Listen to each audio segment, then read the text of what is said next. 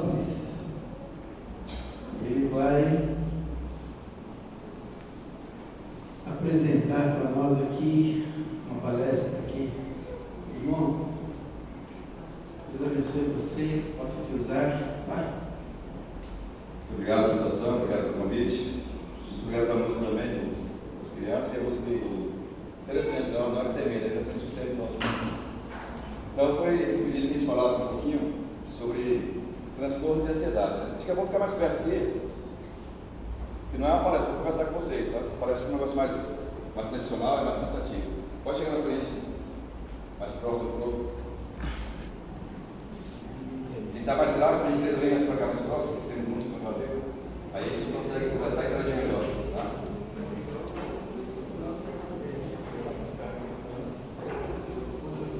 Obrigado. Então, foi pedido para eu falar um pouquinho sobre transtorno de ansiedade. Na verdade, o termo é do plural, não é transtorno de ansiedade, é transtornos de ansiedade. Existem aproximadamente 10 a 11 subtipos. Então é um assunto difícil, não é tão fácil falar. Vamos procurar tornar mais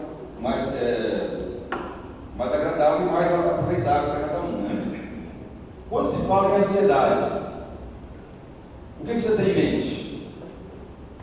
Quando se fala em ansiedade, quando se fala em uma pessoa ansiosa, o que você tem em mente? Não ouvi. Passando o futuro, o que mais? Não quer que as coisas aconteçam rapidamente. Quer que aconteça rapidamente, o que mais? O que mais? Como é que você identifica uma pessoa ansiosa? Você fala, vixe, falando ansioso. Agitado, o que mais? Impaciente, o que mais? Nervoso, o que mais? Da hora, você sabe, não precisa nem falar mais, você tá, né? Então, qual a diferença de uma pessoa ansiosa e uma pessoa medrosa? Tem diferença? Ou seja, qual a diferença da ansiedade e do medo? Tem diferença ou é a mesma coisa? Então, primeiro, a ansiedade é uma expectativa negativa que a pessoa tem em relação a algo possível de acontecer. Eu crio uma expectativa. 2026, ano do parque, será que acho que não é bom não? Certo? Sexta-feira 13. Terça-feira é um negócio meio perigoso. Não é bom passar abaixo da escada, né? Então, assim, aqui é uma expectativa. Então, isso podemos pensar que seria ansiedade. Medo de barata, é medo e ansiedade. Alguém já viu o noticiário no Fantástico? Uma mulher foi agredida por uma barata violenta. Ouviu? Alguém ouviu? Não viu?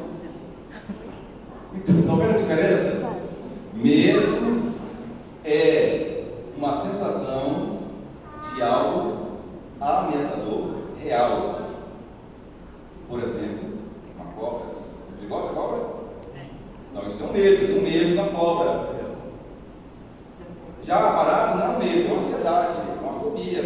Até onde eu conheço, nunca vi ninguém ser uma barata.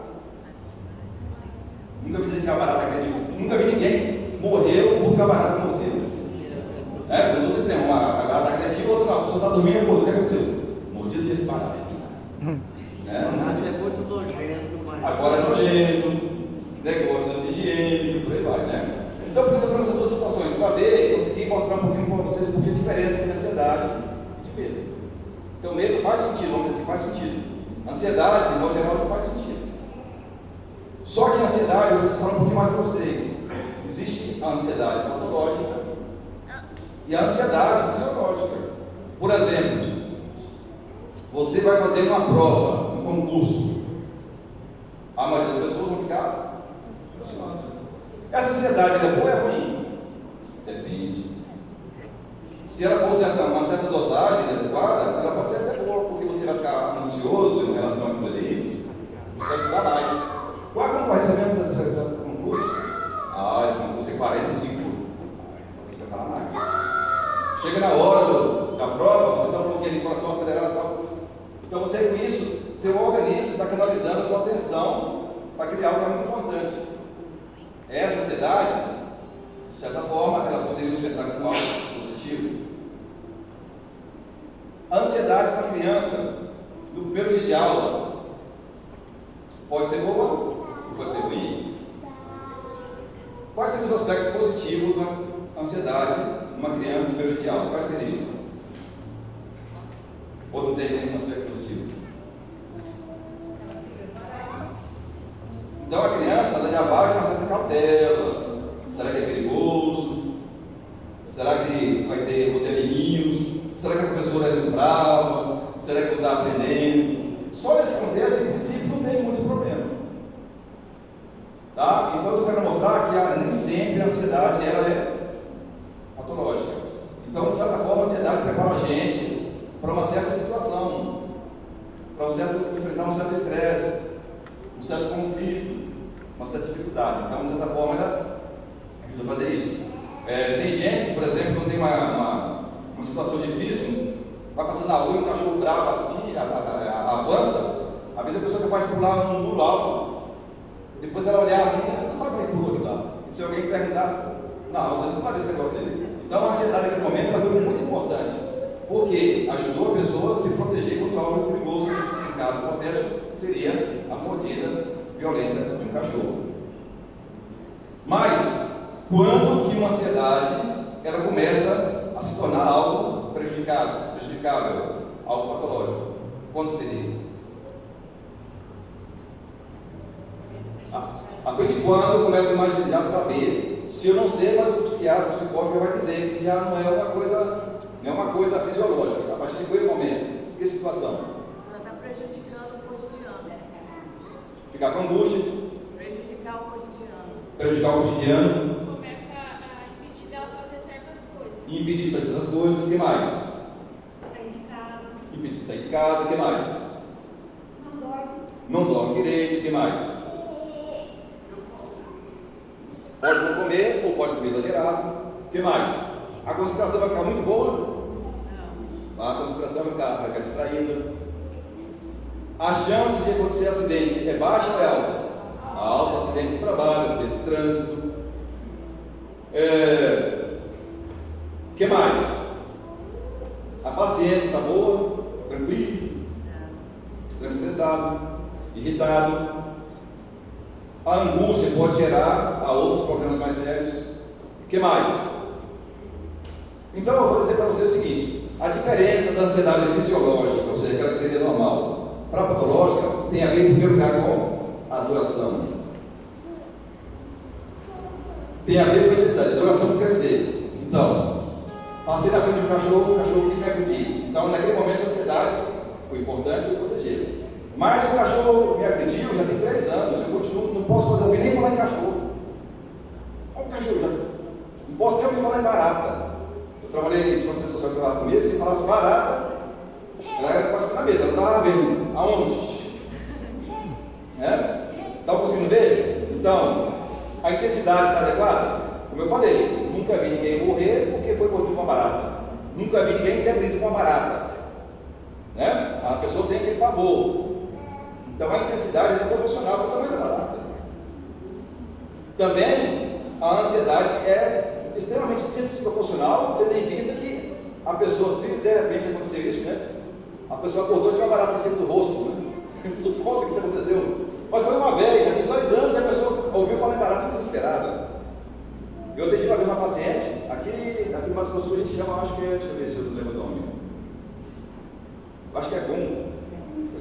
Gongo. Para lá a gente chama nós vamos querer voar. Ela acordou um dia com o bicho enrolado no cabelo. O cabelo enrolado no cabelo dela. Então ela acordou desesperada. Então, na verdade, era uma paciente que tinha tratado de ansiedade, já tinha lá no alto, já fazia uns 8 anos, ela estava muito bem. Mas nesse dia ela acordou, nessa vez ela acordou com esse gombo, enrolado no cabelo. Então, quando ela entrou, eu não consegui nem pronunciar o nome do bicho, que nós chamamos de emboado, não consegui nem pronunciar. E ela falou, o bicho enrolado, eu falei, emboar. Nossa, a mulher quase teve um infarto. Ia falar onde, doutor? Ia ficar apavorada. Então, de novo, gongo eu não sei se é perigoso ou não. Então, eu sei se é perigoso, porque só enrola, Quando era criança, eu ficava com medo a gente jogava na água, A gente gostava de brincar jogando na água, só tava um óleozinho, Ela ficava meio. Mas não sei se ele chega veneno ou não. Que a gente às vezes se confunde com lacraia, né? A lacraia é pipoca, tem veneno. Então, a intensidade, a duração, ela vai fazer muita diferença. O sofrimento que gera ao longo do tempo, a dificuldade de gerenciar, a dificuldade da pessoa mudar de atitude frente a argumentos. Não tem isso, essa baratinha de nada, isso não tem isso não. A pessoa muda de opinião. Só para ver, quem deve parar para outra mão? Muda de opinião, você fala, não, barata não é nossa ofensiva. Sapo, quem tem medo de sapo? Sim, pode falar. Tem sapo. Então, mudaria de opinião se você sapo não é ofensivo, mudaria de opinião? Não muda. Não entendendo? Então, isso eu estou mostrando para vocês, diferenciar o que é patológico. Tá? E uma coisa muito importante, às vezes, nós queremos ajudar as pessoas, a gente fala o quê? Rapaz, para com isso, rapaz, sabe que não vai mal nenhum, não. Vai ajudar? A pessoa vai sentir o quê? Humilhada. Vou fazer uma brincadeira contigo, fica bravo comigo, só uma brincadeira ilustrativa, tudo bem? Sim. Posso fazer uma brincadeira contigo? Posso fazer uma brincadeira contigo só para ilustrar? Não vai ficar bravo? Imagina, eu estou falando. Imagina para Enoque, você é um homem desse tamanho, está casado? Solteiro, né? Um homem desse tamanho, com medo de um sapinho. Eu estou fazendo o quê? Estou humilhando ele. Pois é, com isso estaria humilhando Enoque. Isso vai ajudar ele de alguma forma a ele vencer? Não vai.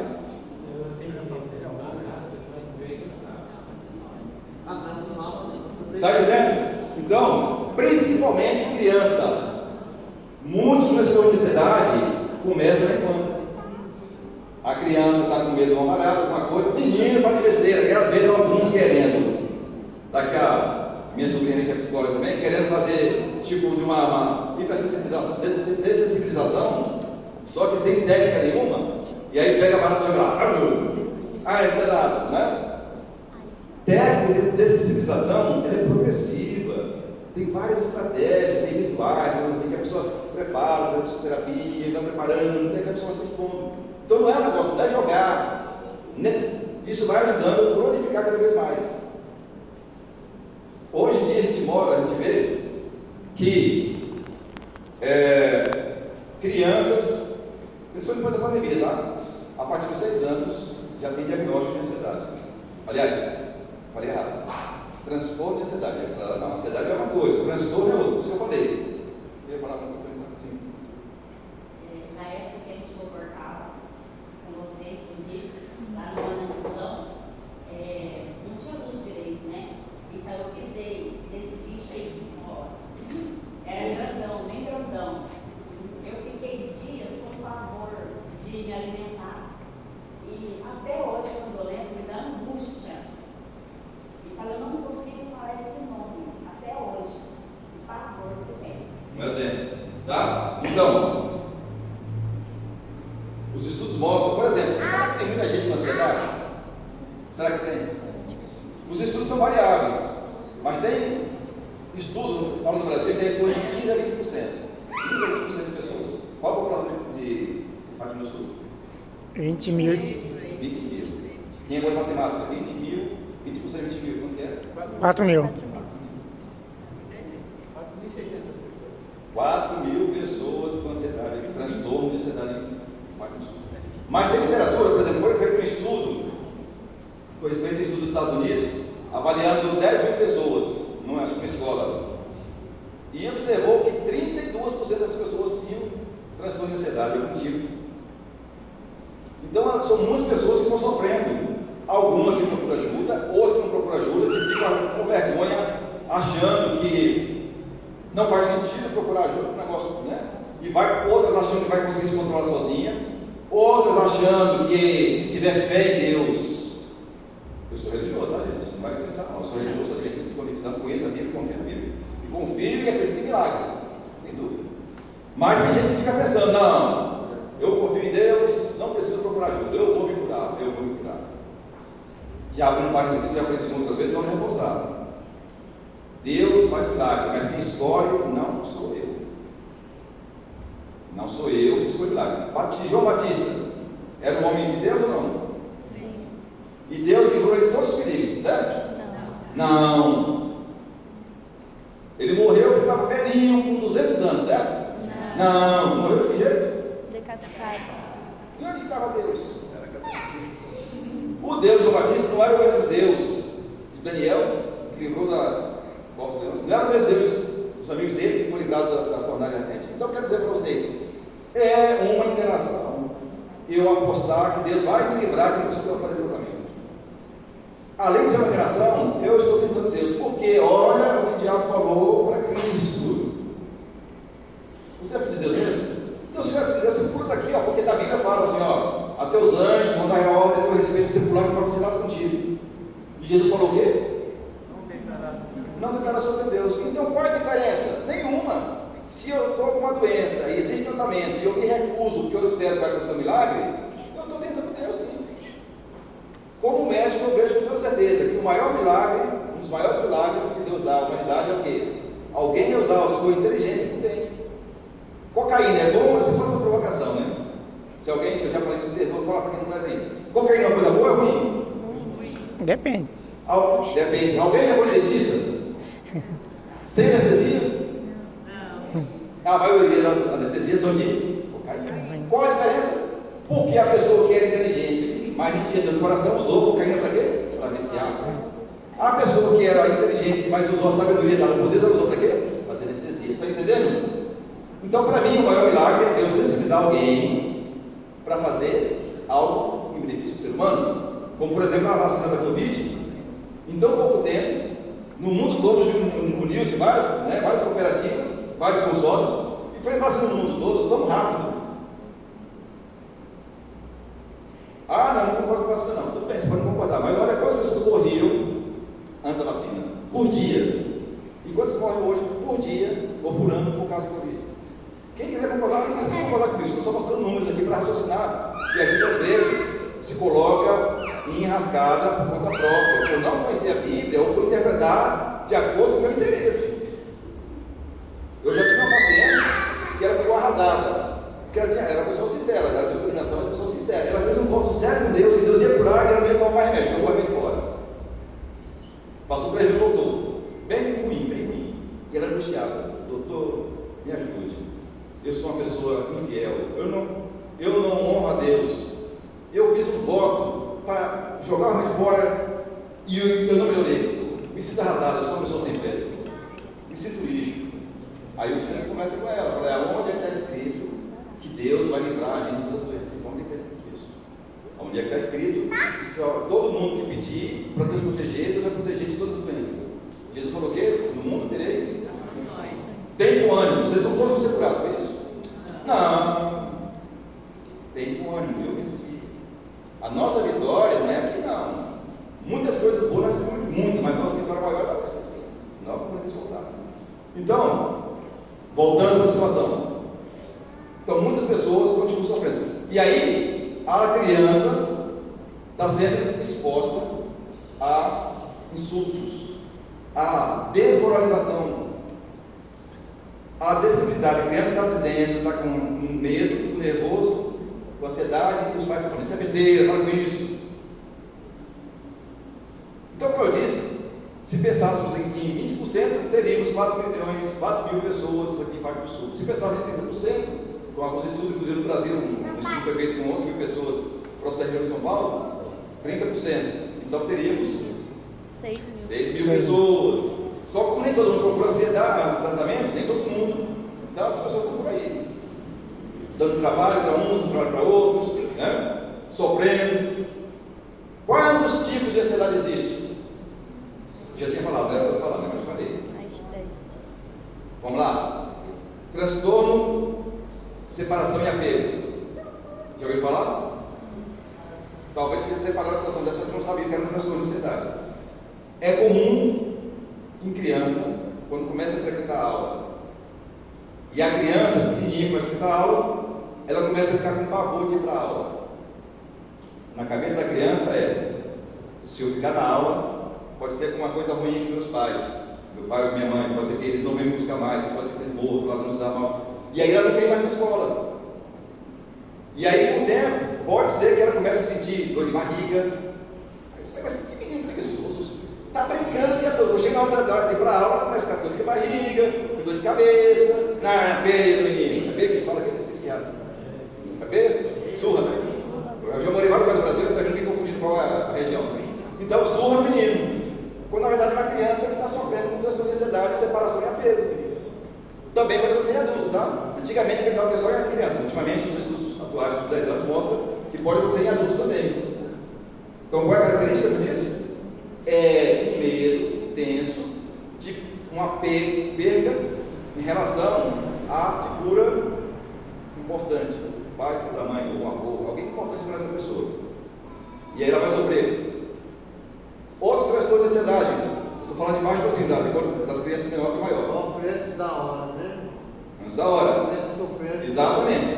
Outro tipo de transtorno, autismo seletivo. Em casa é uma tagarela, conversa com todo mundo. Mas chega na escola, no outro ambiente, fica muda, não fala nada. Nem seu nome fala nada ali. Sofrendo ali. Outro tipo de ansiedade, aliás, transtorno, tá? Leia-se, quando fala ansiedade, leia-se, transtorno, tá? Outro tipo de transtorno de ansiedade, fobia específica, como foi citado aqui, o gongo, barata, o sapo. Isso é um transtorno de ansiedade, uma fobia específica. O que significa isso? A pessoa não tem medo de nada, não tem medo de uma onça, não tem medo de nada, mas se aparecer uma barata, quando não vê barata, ela está bem, mas não tem problema nenhum. Por isso que é chamado de fobia específica. Aí tem fobia específica a barata, fobia a rato, sangue, agulha. Você só vê uma agulha e você desmaia.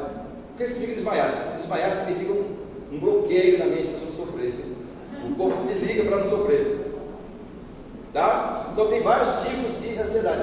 Fobia específica, a chuva, a trovoada, a relâmpago. A pessoa não tem problema nenhum, mas começou uma nuvenzinha lá longe, a pessoa começa o coração acelerado, meu Deus do céu, acho que é um temporal, entendeu? Fobia específica. Tem outros pessoas, mas pode ser fobia específica. Se for só nesse contexto. Se for só nesse fobia específica. O que mais? Fobia social. Fobia social chega a ter em torno de 16%, minha gente. Dos transtornos de ansiedade, tem gente que tem mais de um transtorno, tá? Tem gente que tem 2, 3 transtornos de ansiedade. Mas a estatística mostra que até 16% das pessoas estão acometidas ao longo da vida por transtorno de ansiedade do tipo fobia social. Como é que é a fobia social? A fobia social é o medo intenso que a pessoa tem quando ela é exposta em contexto social. E eu me lembro, a primeira vez que eu me deparei com uma situação dessa, eu era estudante de medicina, e lá na Amazonas, quando eu era estudante, a gente participava de umas atividades voluntárias ribeirinhos. E eu me lembro, a gente foi visitar uma comunidade pequena, deveria talvez uns 300 moradores, e eu encontrei um senhor ali, que eu era estudante de medicina, eu já dominava bastante a psiquiatria como estudante. E eu encontrei um senhor, talvez uns 50 anos de idade, que ele estava muito nervoso. Sabe por quê? Porque faltava, acho que era um mês para a eleição. E o medo dele qual era? Na hora de assinar o nome dele. Por quê? A fobia social tem como característica os seguintes elementos. A pessoa acredita que ela está sendo julgada, avaliada, e as suas ações estão sendo expostas a ridículo. Que ela vai ficar vermelha, vai ficar tremendo. Então isso é extremamente vergonhoso. Então ela imagina que isso vai acontecer. Então esse paciente, na situação que eu estou dizendo, uma cidade pequena. Daqui minha irmã que trabalha no cartão eleitoral há alguns dias, né? Então, era só assinar no dia da eleição. Uma comunidade pequena, não tinha 3 pessoas, ele era nascido ali, então não tinha muita coisa demais.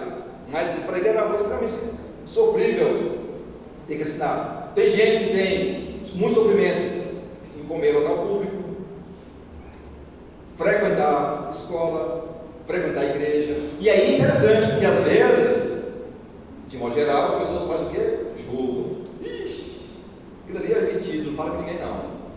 Mal sabe que a pessoa está sofrendo, angustiada, porque ela gostaria de ser diferente. A pessoa com fobia social, ela quer ser diferente, ela não quer daquele jeito. Ela briga com aquilo lá, ela luta com, mas não consegue. Então precisa de tratamento, medicamentoso, psicoterapia, tá? Então muita gente que sofre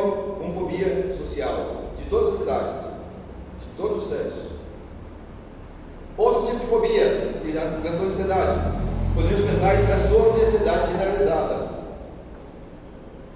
O que é isso? É um transtorno de ansiedade na qual a pessoa ela está a maior parte do tempo, quase todos os dias, extremamente ansiosa, tensa. Ela não consegue relaxar. A musculatura dessa aqui está tudo tenso. Ela se preocupa com tudo, a maior parte do tempo. É uma pessoa que está sempre ligada. É uma pessoa que está sempre inquieta. O nervo à flor da pele, faz tempestade no copo d'água. Está sempre assim. Você vai falar uma coisa, se você pegar esse copo e colocar aqui, ela vai ver, ela fica extremamente estressada. E vai criar uma confusão. E interessante, durante a consulta, é muito frequente você perguntar para ela assim, mas você acha que essa tua irritação ela está adequada para o que ocorreu ou se é desproporcional? Não, está desproporcional. Na consulta ela fala isso. Mas na hora não, mas você perguntar para o familiar, para o esposo que é junto com o filho, é muito desproporcional, é muito exagerado, é insuportável. Então, transtorno de ansiedade generalizada. Outro transtorno do pânico. Então, ansiedade generalizada é o tempo todo, a maior parte do tempo. Transtorno do pânico. A pessoa está bem, do nada, de modo súbito e inesperado, ela tem uma crise. Nessa crise, ela vai ter um medo intenso de morrer ou de perder o controle. E junto com esse medo, ela vai ter algumas alterações do sistema nervoso autônomo. O coração vai bater mais forte, a pressão vai aumentar, a frequência cardíaca, a frequência respiratória vai aumentar, ela vai ter uma sensação de que está faltando fôlego. Ela pode ter uma sensação de que está com entalo, desgasando, dormência dos braços, pode urinar muitas vezes ao dia. Então, tudo isso pode estar presente. Geralmente essa crise ela é rápida, 15, 20 minutos. Quando passa, a pessoa fica bem, não tem crise. Só que com o tempo ela começa a sofrer muito, porque ela fala, bom, dessa vez eu não morri ainda. Não morri ainda. Mas se vier outra crise, será que eu vou morrer? Será que vai ser mais forte? Então ela começa a ficar tensa, temendo a próxima crise. Então ela vai estar ansiosa mais perto do tempo. E aí, dependendo se ela teve uma crise, sei lá, num barco, ou num ônibus, ou num avião, ela vai começar a deixar de viajar desses meios de transporte que eu citei, acreditando que pode ter uma crise ali. E aí, quando passa aquela crise, é comum às vezes o familiar achar que é besteira. E aí, para piorar a situação, a pessoa às vezes vai ao médico, não psiquiatra, e o médico vai pedir um monte de exame, muitos exames, e não vai encontrar nenhuma alteração. E o médico vai dizer o quê? A frase clássica: você não tem nada, pode ir para casa. Pera lá, como assim eu não tenho nada? Eu senti dor no peito forte, eu acreditei que eu ia morrer. Minha garganta começou a fechar. Eu não tenho nada. Aí eu pensei, esse médico não sabe nada, ela vai para outro. Outro vai pedir um monte de coisa, a mesma coisa. Você não tem nada. E a pessoa vai só se agravando e falar, o meu caso é grave, olha. É tão grave que nem esse exame apareceu. Aí se ela tiver dinheiro, ela vai começar a pedir ressonância, vai pedir um monte de coisa, que, sabe? Gastando dinheiro, procura especialista mais. Então, uma dica para os familiares aqui: nunca desfaça de alguém que está em crise. Porque você vai olhar e vai ter certeza que ela está sofrendo naquele momento. Mas como não foi encontrado nada, você não vai fazer para ela que ela não tem nada. Você vai dizer para ela que, olha, nesses exames não foi mostrado que você tem algum problema, porque esse exame não serve para isso. Mas estou vendo que você está sofrendo muito e eu estou aqui para te ajudar. Esse é o caminho. Esse é o caminho. Eu sou professor de psiquiatria da universidade também, além de ser psiquiatra, eu sou professor da Universidade Federal do Amazonas. E eu gosto de falar mais para os meus alunos: olha, não interessa se vai ser psiquiatra ou não, mas o que eu quero que você é o seguinte: identifique o sofrimento de um paciente e procure encaminhar para quem vai ajudar. E nunca desmereça o sofrimento de um paciente. Nunca diga ao paciente: você não tem nada. Extremamente doloroso. Eu faço tratamento com psiquiatra lá no Campo Grande. Pois é. Quando você vai no especialista, um psiquiatra, um psicólogo, fica mais você vai no médico, a primeira pessoa que o médico, o paciente tem contato é com o médico generalista. E o médico generalista, muitas vezes, sem falar mal, só conversando, às vezes ele não entende muito essas coisas, ele tem preconceito disso, e ele termina que ele acha que se falar para o paciente que não tem nada, vai dar um insight para o paciente falar, beleza, que não tem nada, vou reagir. Não é assim, porque o paciente está sentindo. Outro diagnóstico, além do transtorno de pânico, nós temos também agorafobia. Agorafobia é um transtorno de ansiedade um pouquinho parecido com a fobia social, só que a transtorno da agorafobia tem uma característica importante. A pessoa tem medo, um pavor, de ficar em lugar onde na imaginação dela seja difícil o acesso ao socorro, caso ela passe mal. Então, portanto, a pessoa vai ter medo tanto em lugar fechado, um elevador, sei lá, um lugar apertado, ou num lugar muito amplo, no estádio de futebol, por exemplo. Porque ela imagina, meu Deus do céu, se eu passar mal aqui e eu chamar o SAMU, quanto tempo demora para chegar? Quando chegar, eu estou morto. Então eu fiquei desesperadinho. Eu tinha uma paciente na Quari, que ela hoje conta essa história rindo, né?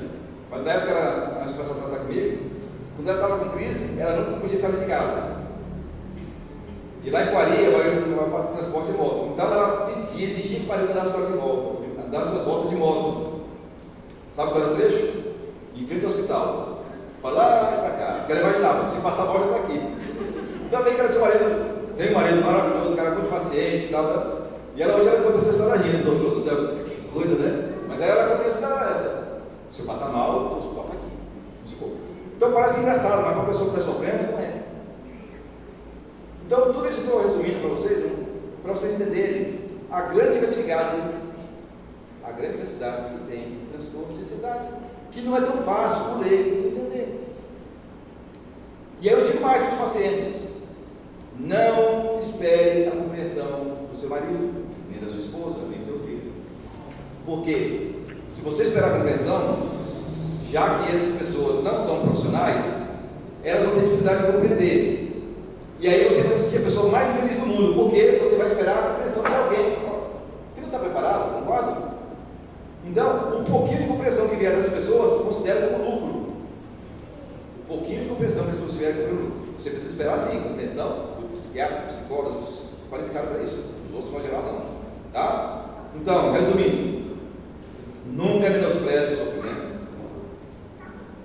Nem sempre a ansiedade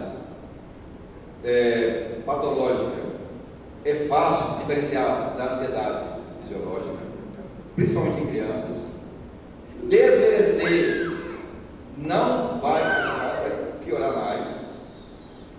A oração é muito importante, o milagre existe, mas além disso, procure tratamento. Não pare o tratamento antes da hora.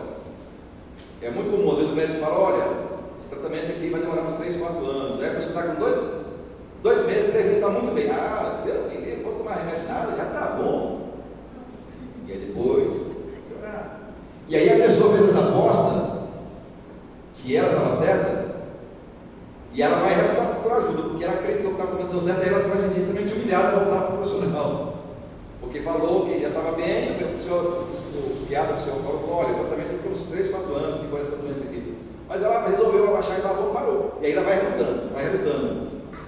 Quando vem, já está muito grave o sofrimento. E é comum ter também, depois disso, esse sofrimento intenso, ter pensamentos, comportamentos suicidas também.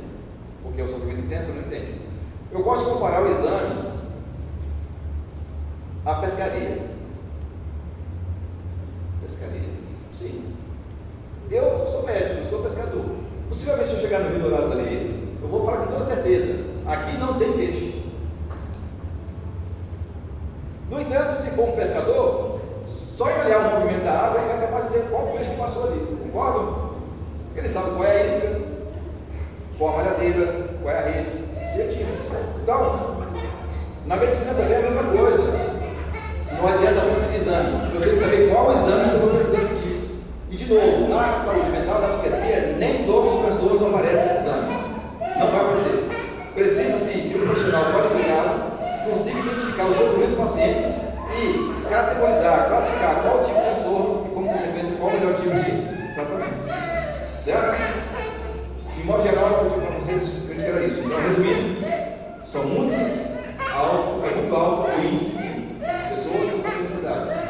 possível que mais de um transtorno de universidade seja presente na minha pessoa. Desde criança já pode ter essa ansiedade. Principalmente depois da pandemia aumentou muito o número de pessoas, de crianças mais novas na cidade. Eu me lembro uma vez de um paciente, tinha 7 ou 8 anos de idade, ele tratava de TDAH. Aí um dia ele chegou, a mãe contratou uma empregada, aí a empregada falou assim: nossa, seu filho não gosta de feijão não, né? Eu falei: não, gosta sim. Aí ele falou assim: não, filho, por que você falou para a empregada que você não gosta de feijão? Isso tem acho que uns 12, 13 anos, o feijão estava bem caro. Eu falei: não, mãe, o feijão está muito caro, vai faltar dinheiro para nós. Uma criança de 7 anos falar isso, imagina o grau de sofrimento. Quando a mãe vem trabalhar pelo feriado, a gente não vai trabalhar, mãe, vai faltar dinheiro, mas tem que trabalhar, mãe. Está me entendendo a diferença? Criança pequena, um sofrimento de gente grande. Tá? Então, agradeço muito a atenção de vocês, espero ter conseguido despertar a de vocês para esse assunto, que é um assunto importante, profundo, grande. Tá? Vou dar uma pincelada aqui, os principais nódulos que é importante para vocês saberem e lembrarem disso. Sim, você pergunta em casa, tem uma pergunta. Tem uma pergunta? A gente estava comentando aqui em casa, na verdade, isso faz parte da minha vida. Eu tenho um problema que faz parte da minha vida, não me referei ao meu irmão, né? Mas é um caso que atrapalha muito e eu acho que isso entra dentro da ansiedade. Toda família que vai viajar, ou algum irmão, algum amigo que eu gosto muito, não importa se seja família ou não, falou que vai viajar, na minha mente automaticamente já começa a pensar: e se fulano acidentar? E se morrer um deles? O que vai acontecer com o filho? O que vai acontecer? Então isso me perturba muito, muito. Então eu não sei se isso entraria nessa palestra de hoje. Excelente pergunta. É um transtorno de ansiedade, está gerando sofrimento, está criando sofrimento em decorrência de uma expectativa de algo possível ocorrer. É possível ocorrer? É certeza de acontecer?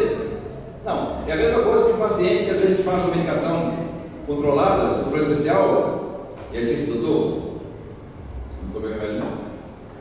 Eu li a bula do doutor, a bula falou muita coisa, eu não tive coragem.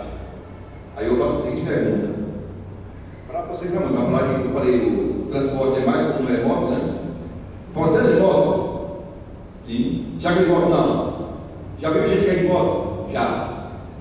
Já ouviu você que se acidentou? Já soube de história de gente que morreu de moto, que caiu de moto? Sim. Então, a partir de hoje está proibido, ninguém anda mais de moto, não é seguro. Não, não é seguro. Então, se eu andar de moto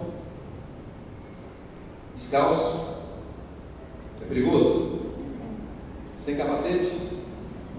Se eu beber uma passa, se eu andar descalço, sem capacete, beber uma andar sem pé em cima da moto, está entendendo? Então é a mesma coisa. Se eu tomar medicação sem orientação do profissional, o risco é alto. Mas o profissional que me consultou detalhadamente, a consulta demorou 1 hora, passei a medicação, marcou retorno. Então, uma coisa importante para quem tem questão de ansiedade: eu não recomendo ler bula. Não leia bula. Cara, doutor, você está querendo dizer que para eu tomar um remédio sem ler bula? Sim. Por isso você precisa procurar um profissional de confiança. Alguém sabe dizer para que serve bula? Alguém sabe dizer sinceramente para que serve bula? Pode. Uma vez eu ouvi falar, né, nos cursos que eu fiz, que por exemplo, assim, não está escrito que vai acontecer comigo. Por exemplo, se caso eu tiver aquele problema, eu posso investigar isso. Para eu ter um resultado. Eu ouvi. Tipo assim, eu não posso ler antes, porque senão eu vou pôr na minha mente, talvez nem iria fazer mal para mim, mas pode fazer um mal, porque eu já comecei. Eu já sei, eu estou sentindo resultado. Entendeu? Então, a gente transforma a ansiedade. Uma das recomendações do psiquiatra para não ler a bula é isso aqui, porque você vai somatizar. Você vai ler na bula lá e está dizendo: a bula é mentira? É verdade. Só que acontece o seguinte: é a mesma coisa da moto que eu falei da moto. Todo mundo que anda de moto morre? Não. Então, significa que eu tenho que ter mais cautela. Então, a bula está querendo dizer o seguinte: às vezes tem reação na bula que de 10 mil pessoas tomou, uma teve reação daquele jeito. Às vezes 1000 pessoas tomou, teve uma reação daquele jeito. Só que a pessoa ansiosa for ler a bula, ela vai ficar apavorada e vai passar sentido daquilo lá. Eu sempre brinco assim: olha, não leia a bula. Agora, se você, quando você estiver bem, você pode fazer um doutorado sobre bula, que eu vou ficar feliz com a tua contribuição científica. pode fazer o doutorado, mas no momento não lê não. Por que você não vai ler? Aí eu brinco, você já leu a bula de Pirona? Alguém já leu? Leia.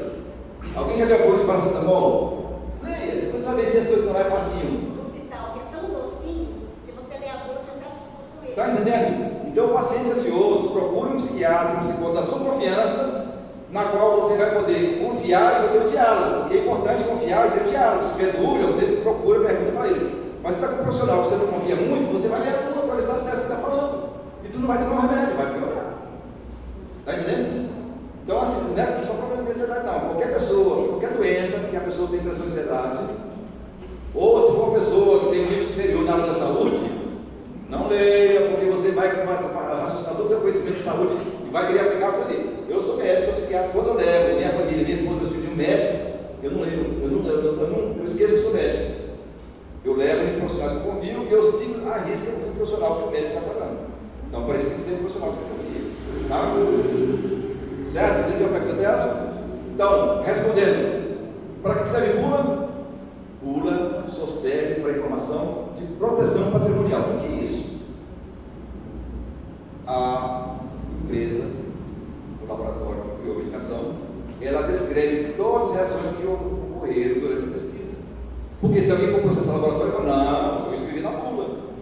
Proteção patrimonial. Porque médico nenhum faz tratamento dando bula.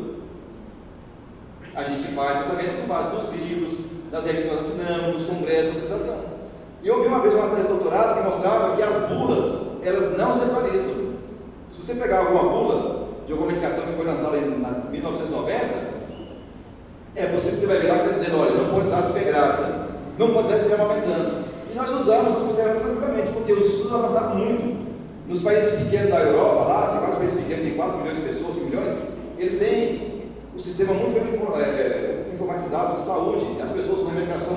Então, temos estudos hoje muito confiáveis das medicações que usam nas gravidez.